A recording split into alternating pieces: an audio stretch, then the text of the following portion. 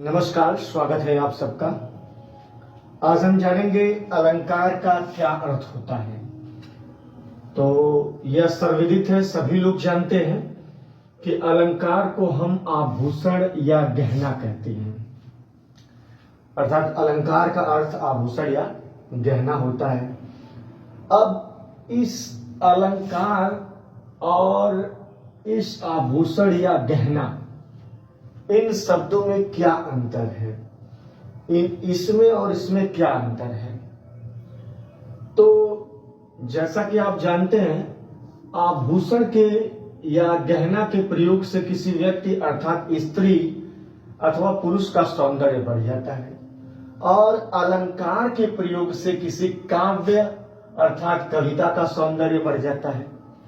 दूसरे शब्दों में हम कह सकते हैं किसी व्यक्ति अर्थात स्त्री या पुरुष का सौंदर्य बढ़ाने के लिए जिन तत्वों का प्रयोग किया जाता है, जिन तत्वों का प्रयोग किया जाता है, उसे आभूषण कहते हैं। उसे क्या कहते हैं? आभूषण कहते हैं। ठीक उसी प्रकार किसी काव्य अर्थात कविता की शोभा बढ़ाने के लिए जिन तत्वों का प्रयोग किया जाता है, उसे हम क्या कहते हैं? अलंकार कहते हैं। अब हम मित्रों जानेंगे अलंकार कितने पदों से मिलकर बना है, अलंकार का शाब्दिक अर्थ क्या होता है और अलंकार की परिभाषा। तो आइए देखते हैं। अलंकार दो पदों से मिलकर बना है, अलम धन कार, जिसमें अलम क्या है? धातु है, कार क्या है? प्रत्यय है। अब हम जानेंगे इस अलम धातु का क्या अर्थ होता है। तो इसका अर्थ होता है अलंकृत करना या सुशोभित करना या शोभा बढ़ाना। और इस कार प्रत्यय का क्या अर्थ होता है? तो इस कार प्रत्यय का अर्थ होता है करें या करने वाला या बढ़ाने वाला। इस प्रकार इसके शाब्दिक अर्थ की बात करें तो इसका शाब्दिक अर्थ क्या होगा?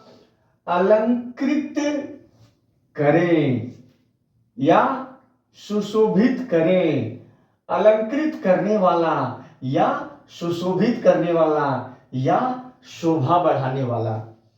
अब हम इसके शाब्दिक अर्थ को जान लेने मात्र से हम इसके परिभाषा को भी समझ लेते हैं।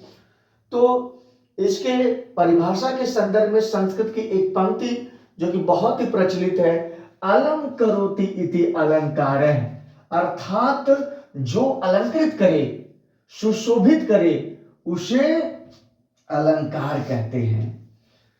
दूसरे शब्दों में हम कह सकते हैं काव्य अर्थात कविता की शोभा बढ़ाने वाले तथ्यों को अलंकार कहते हैं। अब हम जानेंगे अलंकार के कितने भेद होते हैं। अलंकार के भेद, अलंकार के मुख्यतः दो भेद एवं कुल 3 भेद होते हैं।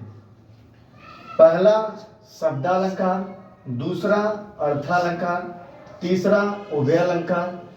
आचार्य भोज ने तीसरा भेद माना है।